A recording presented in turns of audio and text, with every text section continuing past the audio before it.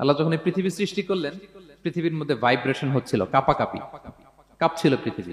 আল্লাহ পৃথিবীর কাঁপাকাঁপি বন্ধ করার জন্য এই পেরেকের মতো পাহাড়গুলোকে পৃথিবীতে ঠুকে দিলেন, কাঁপাকাঁপি বন্ধ হয়ে গেল। এই দৃশ্য দেখে ফেরেশতারা বলে, ইয়া রাব হাল মিন খালকিকা আশাদ্দু আলাল জিবাল। আল্লাহ, পাহাড়ের এত শক্তি, পৃথিবী কাঁপতেছিল, পাহাড় আপনি ঠুকে দিলেন, পৃথিবীর কাঁপাকাঁপি বন্ধ হয়ে গেল। আপনার সৃষ্টির মধ্যে পাহাড়ের চেয়ে শক্তিশালী কিছু আছে? আল্লাহ বললেন আছে। সেটা কি? আল হাদিদ। আল্লাহ বললেন সেটা লোহা, কারণ লোহা দিয়ে পাহাড় কাটা যায়, ঠিক কিনা? লোহার কথা শুনে ফেরেশতারা অবাক, লোহা পাহাড়ের চেয়ে শক্তিশালী? ফেরেশতারা প্রশ্ন করলো, ইয়া রাব্বি হাল মিন খালকিকা আশাদ্দু মিনাল হাদিদ। তাহলে আপনার সৃষ্টির মধ্যে লোহার চেয়ে শক্তিশালী কিছু আছে? আল্লাহ বললেন আছে। কি সেটা? আন্নার, আগুন। কারণ আগুন লোহাকে কি করে?